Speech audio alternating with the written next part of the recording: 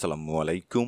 বিপিএলের এবারের আসরের ফাইনাল ম্যাচে মুখোমুখি হয়েছিল রাজশাহী ওয়ারিয়র্স এবং চট্টগ্রাম রয়্যালস, যেখানে শুরুতে টসে জিতে বল করার সিদ্ধান্ত নেন চট্টগ্রাম রয়্যালসের অধিনায়ক শেখ মাহিদী হাসান। টসে হেরে ব্যাট করতে নেমে ২০ ওভারে ৪ উইকেট হারিয়ে ১৭৪ রানের বিশাল সংগ্রহ দাঁড় করায় রাজশাহী ওয়ারিয়র্স।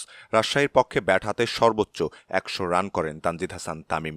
এছাড়া দ্বিতীয় সর্বোচ্চ ৩০ রান আসে ওপেনার সাহিবজাদা ফারহানের ব্যাট থেকে। আজকে ব্যাট হাতে দুর্দান্ত খেলেছে তানজিদ হাসান তামিম। মাত্র ৬২ বল থেকে নিজের সেঞ্চুরি পূর্ণ করেন বাঁহাতি এই ওপেনার। তার ১০০ রানের ইনিংসটি সাজানো ছিল ৬টি ৪ ও ৭টি ৬-এর মারে। জবাবে ব্যাট করতে নেমে ৬৩ রানের বড় ব্যবধানে হার নিয়ে মাঠ ছেড়েছে চট্টগ্রাম রয়্যালস।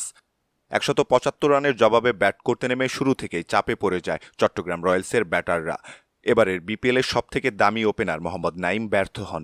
১০ বল থেকে ৯ রান করে সরাসরি বোল্ড হন বিনুরা ফার্নান্দোর বলে। ওয়ানডাউনে ব্যাট করতে নামা মাহমুদুল হাসান জয় রানের খাতা খোলার আগেই প্যাভিলিয়নের পথ ধরেন দলীয় ১৮ রানে। এরপর নিজের ইনিংস বড় করতে পারেনি হাসান নওয়াজও।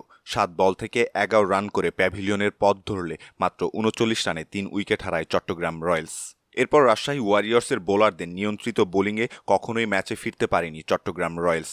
চট্টগ্রাম রয়্যালসের পক্ষে ব্যাট হাতে এক প্রান্ত আগলে রাখেন ওপেনার মির্জা তাহির বাইক।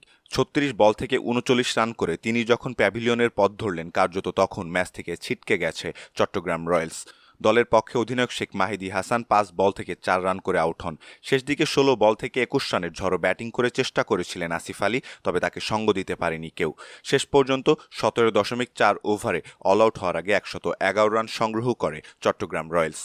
ফলে ৬৩ রানের বড় ব্যবধানের জয়ে এবারের আসরে বিপিএলের শিরোপা ঘরে তুলল রাজশাহী ওয়ারিয়র্স। ম্যাচ জিতে দারুণ উচ্ছ্বাস প্রকাশ করেছেন দলটির অধিনায়ক নাজমুল হোসাইন শান্ত। ম্যাচ শেষে তিনি বলেন, ছেলেরা দারুণ খেলেছে। বিশেষ করে তানজিদ হাসান তামিমের কথা বলতেই হবে। ফাইনাল ম্যাচে সেঞ্চুরি সত্যি অবিশ্বাস্য। বল হাতে বিনুরা ফার্নান্দো দুর্দান্ত বল করেছে। ৩ ওভারে ৯ রান খরচায় ৪ উইকেট শিকার করে ম্যাচের লাগাম আমাদের হাতেই রেখেছিল। সম্মানিত দর্শক, এই ছিল আমাদের হাতে থাকা সর্বশেষ ক্রিকেট আপডেট।